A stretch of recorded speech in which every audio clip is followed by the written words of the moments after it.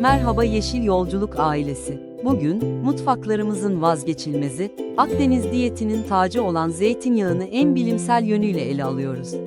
Bu videoda, onu sadece yemek pişirme yağı olarak değil, her sabah düzenli olarak bir kaşıkla tüketilen güçlü bir hücresel takviye olarak inceleyeceğiz. Peki, bu basit alışkanlık, her gün bir kaşık zeytinyağı içerseniz vücudunuzda tam olarak ne olur? Cevap, başlığımızda gizli, kronik iltihabı söndüren hücresel güç. Kronik iltihap, sessiz düşman artık hepimiz biliyoruz ki, inatçı kilo, erken yaşlanma, kalp hastalıkları, hatta beyin sisi gibi modern çağın birçok hastalığının temelinde kronik iltihap, enflamasyon yatıyor.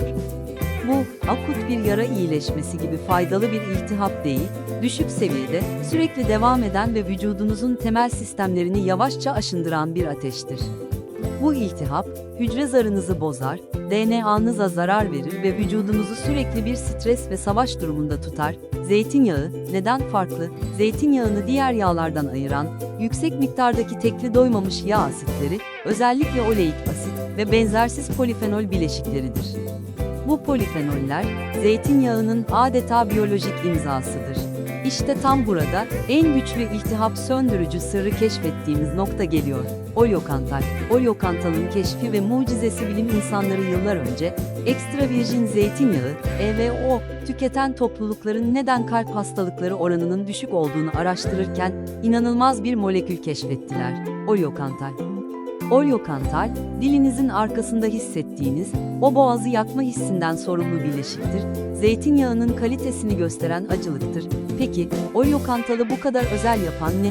İbuprofen benzeri etki. Araştırmalar, olyokantalın yapısal olarak ibuprofen, yaygın kullanılan bir non-steroid anti-enflamatuar ilaç, NSAID, ile çarpıcı bir benzerlik taşıdığını ortaya koydu.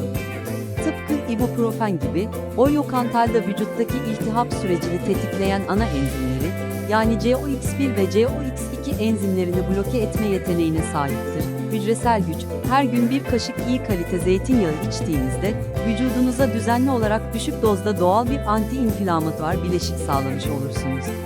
Bu, iltihap sinyallerini hücresel düzeyde susturur ve kronik iltihabın kökünü hedef alır. Bu ilk adım, zeytinyağının kronik iltihabı söndürerek damar sağlığı, beyin fonksiyonu ve hatta kilo kontrolü üzerindeki derin etkilerine kapı açar.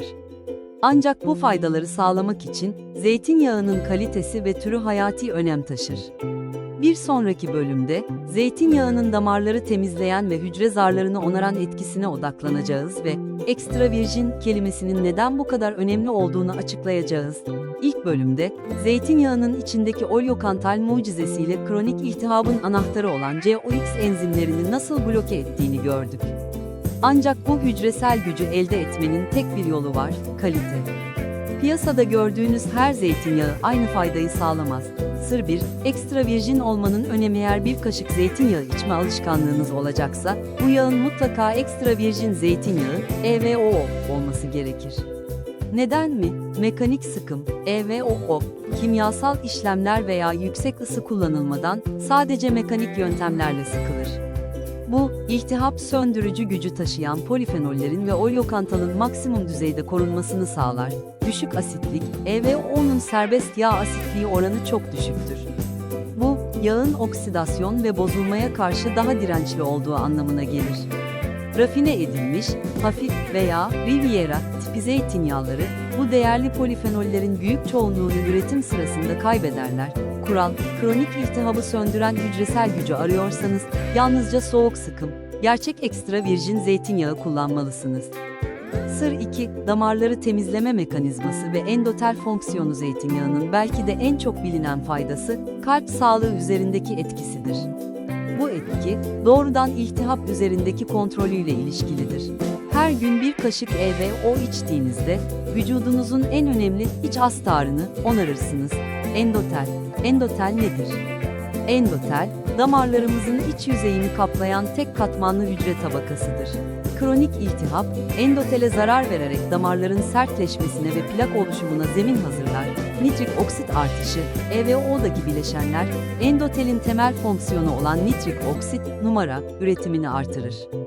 No, damarları genişleten ve kan akışını iyileştiren kritik bir moleküldür. Daha iyi kan akışı demek, hücrelere daha iyi oksijen ve besin taşınması ve iltihaplı atıkların daha hızlı temizlenmesi demektir. Kolesterolün oksidasyonunu engelleme, zeytinyağı, LDL, kötü kolesterolün kendisini değil, oksitlenmesini engeller. Asıl tehlikeli olan, oksitlenerek iltihaplı plaklara dönüşen LDL'dir. Zeytinyağının antioksidanları, bu oksidasyon zincirini kırar. Sır 3. Hücre zarı onarımı vücudumuzdaki her hücre, büyük oranda yağdan oluşan bir zar ile çevrilidir. Bu zarın yapısı, hücrenin dış dünya ile iletişimini, besin alımını ve atık atımını belirler. Ve onun baş bileşeni olan oleik asit, hücre zarlarımıza kolayca entegre olur. Bu, hücre zarlarını daha esnek, daha akışkan ve iltihap sinyallerine karşı daha dirençli hale getirir. Hücresel düzeyde güçlenen bu zar, zeytinyağının kronik iltihabı söndüren hücresel güç başlığındaki ana vaadidir. Gördüğünüz gibi, bir kaşık kaliteli zeytinyağı, basit bir yağ alımından çok daha fazlasıdır. Damarlarınızı temizleyen ve her bir hücrenizi içeriden onaran biyolojik bir onarıcıdır.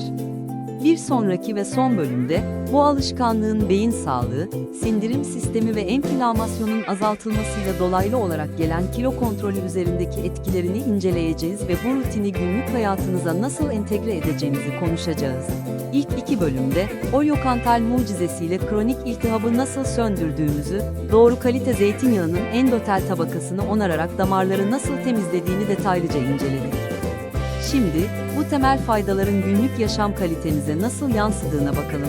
Sır 4. Beyin sisini açma ve hafızayı destekleme. Beynimiz, büyük oranda yağdan oluşur ve zeytinyağı, beyin sağlığı için en uygun yağlardan biridir. Yağ ve hafıza, beyin hücreleri arasındaki iletişimi sağlayan sinir zarları, kaliteli yağlara ihtiyaç duyar. Zeytinyağının oleik asidi, bu zarların esnekliğini ve iletişim hızını artırır.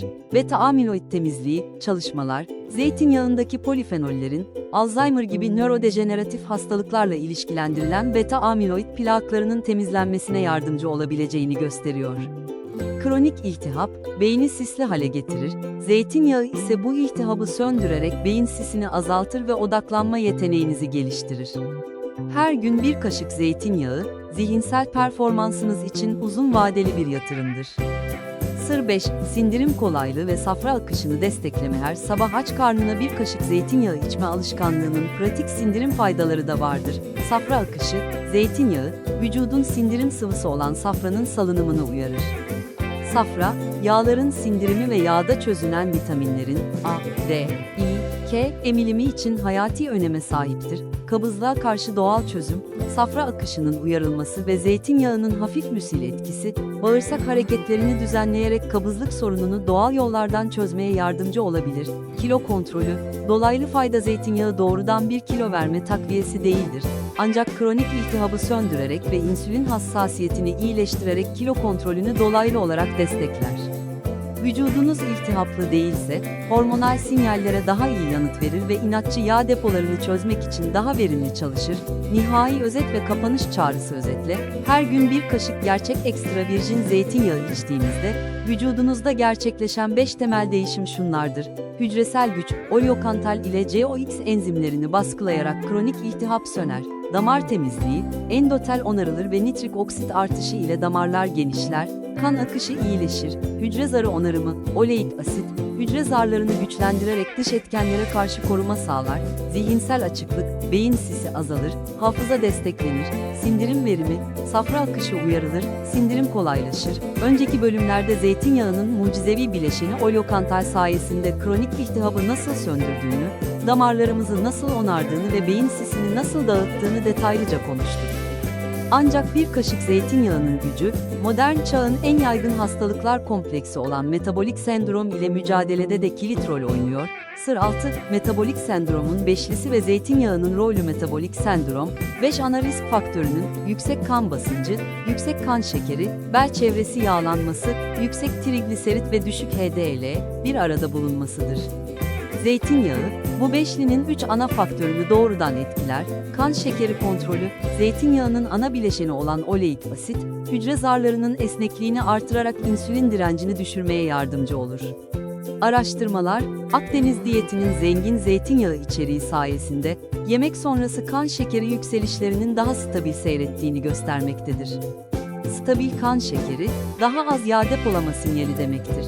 Trigliseritler, her gün zeytinyağı tüketimi, vücuttaki doymuş ve işlenmiş yağların yerini alarak, karaciğerde sentezlenen trigliserit seviyelerini düşürmeye yardımcı olur. Bu, kalp sağlığı üzerindeki koruyucu etkisini güçlendirir, tokluk hissi ve oksidasyon, zeytinyağı, diğer yağlara göre daha uzun süreli tokluk hissi sağlar. Bu, gün içinde aşırı atıştırmalık ihtiyacını azaltır. Dahası, karnabahar videosundan da hatırlayacağınız oksidatif stres, metabolik sendromun ana nedenidir. Zeytinyağının güçlü antioksidanları, hücrelerinizi oksidatif hasardan koruyarak metabolik işlevlerini sürdürmesini sağlar. Sır 7. Yağ yakımına dolaylı destek adiponektin ve karın yağları vücudumuzdaki yağ dokusu, adipoz doku, iltihaplı olduğunda adiponektin adı verilen bir hormonun salınımı azalır. Adiponektin, yağ yakımını teşvik eden ve insülin hassasiyetini artıran iyi bir hormondur. Zeytinyağı ve özellikle polifenolleri, kronik iltihabı söndürerek yağ hücrelerinin sağlıklı kalmasına ve buna bağlı olarak adiponektin salınımının artmasına katkıda bulunabilir. Adiponektin seviyesindeki artış, özellikle inatçı karın yağlarının hedeflenmesine dolaylı yoldan destek sağlayabilir. Sıkça sorulan sorular, SSS köşesi. Burada, izleyicinin aklındaki en önemli pratik soruları yanıtlayarak rutini güçlendirelim. Soru, bir kaşık zeytinyağı içmek mideyi rahatsız eder mi? Cevap, genellikle hayır, aksine safra akışını uyararak sindirimi kolaylaştırır. Ancak hassas mideler için yavaş başlamak, yarım kaşık ve mutlaka kaliteli EVO kullanmak önemlidir. Rafine yağlar mideyi daha çok yorar. Soru, en iyi tüketim zamanı nedir? Sabah mı yoksa akşam mı? Cevap, her iki zamanda faydalıdır. Ancak önerimiz sabahları aç karnına tüketmektir. Bunun nedeni, safra kesesini uyararak sindirim sistemini güne hazırlar ve gün boyu sürecek anti-inflamatuar etkiyi başlatır. Akşam yatmadan önce alındığında ise gece boyunca bağırsak hareketlerini ve karaciğerin detoks sürecini destekleyebilir. Soru, tüketmek için hangi markayı seçmeliyim? Cevap, markadan ziyade etikete odaklanın, soğuk sıkım, ekstra virjin, erken hasat ve koyu cam şişede saklanmış olması şarttır. Zeytinyağının son hasat tarihine ve üretim yerine dikkat edin. Olyokantal acılığını hissedebileceğiniz, hafif meyvemsi ve boğazı yakan bir tadı olmalıdır. Bu detaylı bilgilerle, izleyicilerinizin zeytinyağı rutinine olan güveni artacak ve sadece bir trendi değil, bilimsel temelli bir alışkanlığı benimsediklerini anlayacaklardır.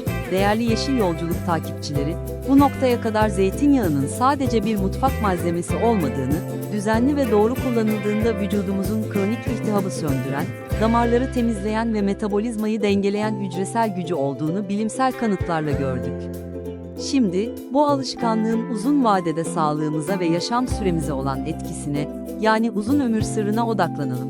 Sır 8, telomur koruması ve uzun ömür, longevity, yaşlanma, biyolojik düzeyde hücrelerimizin bölünme yeteneğini kaybetmesiyle ilişkilidir. Her hücre bölünmesinde, kromozomlarımızın ucundaki koruyucu kapaklar olan telomerler kısalır. Telomerler ne kadar kısaysa, hücre o kadar yaşlıdır.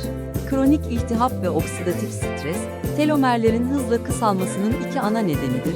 Antioksidan zırh, zeytinyağının güçlü polifenolleri, özellikle hidroksitirosol ve oleuropein, vücudun oksidatif stres yükünü azaltarak ve iltihabı kontrol altına alarak telomerlerin kısalma hızını yavaşlatmaya yardımcı olur.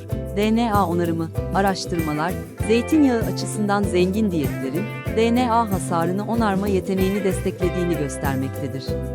Bu, sadece daha uzun değil, aynı zamanda daha sağlıklı ve zinde bir yaşam süresini hedefleyen uzun ömür, longevity biliminin temel taşıdır. Her gün içtiğiniz bir kaşık zeytinyağı, hücrelerinizin geleceğine yaptığınız en basit, ancak en etkili yatırım olabilir. Zeytinyağı tüketiminde sürdürülebilirlik ipuçları. Bu alışkanlığı sürdürülebilir kılmak için 3 pratik ipucunu hatırlayalım. Işıktan koruma, zeytinyağını asla ocağın yanında veya güneş alan bir yerde bırakmayın. Isı, ışık ve hava, polifenolleri hızla yok eder. Daima koyu renkli, hava geçirmeyen kaplarda saklayın. Tazelik kontrolü, zeytinyağı, tıpkı meyve suyu gibi taze iken en güçlü antioksidan gücüne sahiptir. Bir şişeyi açtıktan sonra ideal olarak 2 ay içinde tüketmeye çalışın. Bu, bir kaşık içme alışkanlığının gerekliliğini de destekler. Çeşitlendirme, tüketirken sıkılmamak için bir kaşık saf zeytinyağına bir damla limon suyu veya çok az zerdeçal tozu ekleyerek tadını çeşitlendirebilirsiniz. Unutmayın, önemli olan tutarlılıktır. Yeşil Yolculuk Manifestosu, hücresel gücü aktif etme zamanı değerli dostlar. Artık biliyorsunuz ki, her gün bir kaşık zeytinyağı içmek, sadece bir trend değil, binlerce yıllık Akdeniz bilgeliği ve modern bilimin birleşimidir. Bu, vücudunuzun temel sistemlerini onaran, kronik iltihabı söndüren hücresel güçtür. Sizden istediğim şey, nihai eylem çağrısı, şimdi başlayın, hemen mutfağınıza gidin. Eğer elinizdeki yağ, plastik bir şişedeyse veya rengi çok açık ve tadı yavan ise, kaliteli, soğuk sıkım, koyu şişeli EVO ile değiştirin. Bugün, hücresel gücünüzü yeniden aktif etmeye başlayın. 30 gün meydan okuması, kendinize 30 günlük bir taahhütte bulunun. Her sabah bir kaşık zeytinyağı tüketin. Bu sürecin sonunda uykunuzun kalitesini, sindirim düzeninizi, cilt parlaklığınızı ve zihinsel berraklığınızı kıyaslayın. Topluluk gücü, yorumlarda 30 günlük zeytinyağı meydan okumasını kabul ediyorum yazın. Birbirinize destek olun. Deneyimlerinizi paylaşarak bu bilgiyi yayan Yeşil Yolculuk topluluğunun bir parçası olun. Bilgiyi yayın. Bu videoyu, kronik hastalığı olan, kalp sağlığı konusunda endişeli veya sadece daha uzun, daha sağlıklı yaşamak isteyen herkesle paylaşın.